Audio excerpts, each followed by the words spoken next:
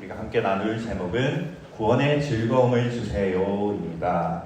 오늘 본문은 히브리서 7장 27절 말씀입니다. 다 같이 히브리서 7장 27절을 한번 찾아보도록 하겠습니다. 그러면 다 같이 읽어보도록 하겠습니다. 그는 저 대전 사람들이 먼저 자기를 위하고 다음에 백성의 죄를 위하여 날마다 제사 드리는 것과 같이 할 필요가 없으니 이는 그가 단번에 자기를 드려 이루셨음이니라. 아멘. 자, 여러분, 옛날에는요, 그러니까 예수님이 오시기 전에는요, 사람들이 과연 어떻게 예배를 드렸을까요? 사람들은 하나님께 제사를 드렸다고 합니다. 그런데 하나님께 제사를 드리기 위해서 먼저 제물을 골라야만 했어요. 양이나 염소 아니면 비둘기로 제사를 드려야만 했어요. 그러면 우리 한번 레위기 1장 3절 말씀을 한번 읽어보겠습니다. 그 예물이 소의 번제이면 흠없는 수컷으로 대망문에서 여호와께 기쁘게 받으시도록 드릴지라. 그런데 제물에 문제가 있어서는 안 됐습니다. 예를 들어 병에 걸린 제물이나 상처가 있는 제물은 하나님께 드리기에 적합하지 않았어요. 그럼 흠이 없는 제물로 사람들은 무엇을 어떻게 했을까요? 네, 옛날에는 전문적으로 제사를 드리는 사람이 있었어요. 그런 사람을 제사장이라고 했어요. 뭐라고 한다고요? 제사장이라고요. 전문적으로 제사를 드리는 사람을 제사 중에 대장이다, 제사장이라고 합니다. 제사장도 사람인데 당연히 죄가 있을 수밖에 없겠죠, 여러분. 그래서 제사장은 먼저 자기의 죄를 양에게 전가하는 거예요. 제사장 먼저 제물의 머리에 손을 얹었습니다. 그리고 어떻게 했을까요?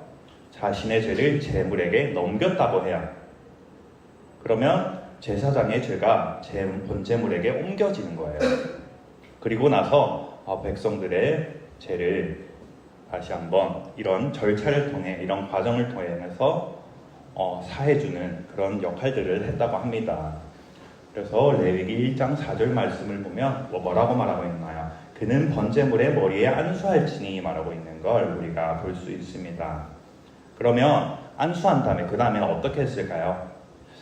네, 번제물은 이제 제사장의 죄를 대신해 죽게 될 거예요.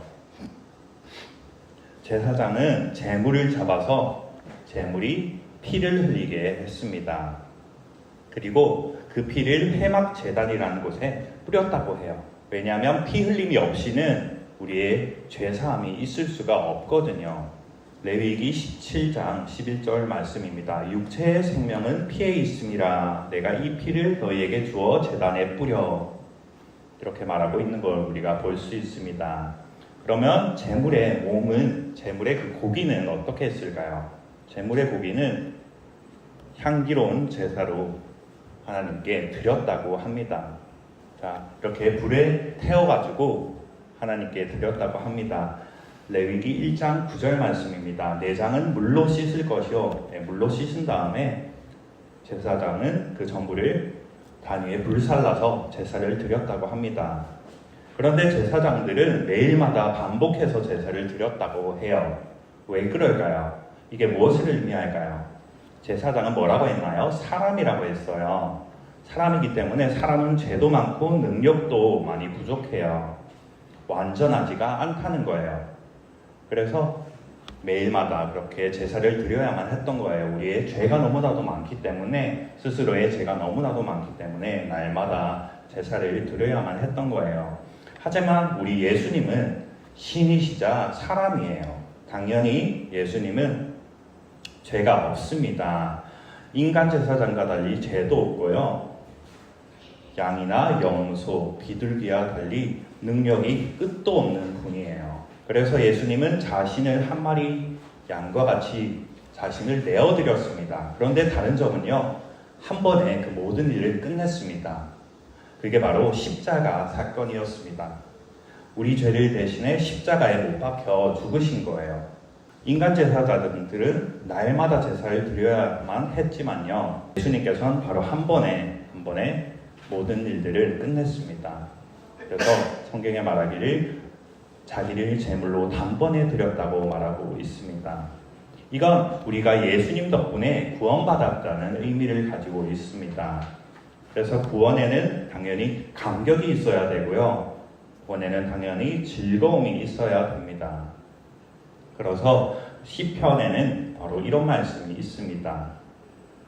네, 뭐라고 말하고 있나요? 시편 51편 12절 말씀입니다. 주의 구원의 즐거움을 내게 회복시켜 주시고 자원하는 심령을 주사 나를 붙드소서. 네, 구원의 즐거움을 회복시켜 달라고 하고 있습니다.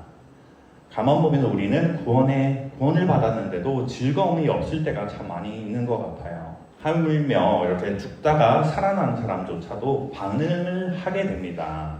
그래서 우리는 어떻게 기도할 줄 알아야겠나요? 당연히 하나님 구원의 즐거움을 회복시켜 주세요. 이렇게 기도할 줄 알아야 된다는 거예요. 하지만 신앙이 건강하지 못한 사람은요, 구원에도 반응이 시큰둥한 거예요. 하지만 신앙이 건강한 사람은요, 이렇게 기도할 줄 안다는 거예요. 하나님 구원의 즐거움을 회복시켜 주세요. 구원의 즐거움을 제게도 주세요. 하고 기도할 줄 안다는 거예요. 그래서 우리 친구들도 구원의 즐거움을 회복시켜 주세요. 제게도 구원의 즐거움을 주세요. 기도할 줄 아는 우리 친구들이 되었으면 좋겠습니다. 그래서 우리 친구들 가운데도 구원의 즐거움이 정말 그 감격함이 가득히 넘쳐나길 바랍니다.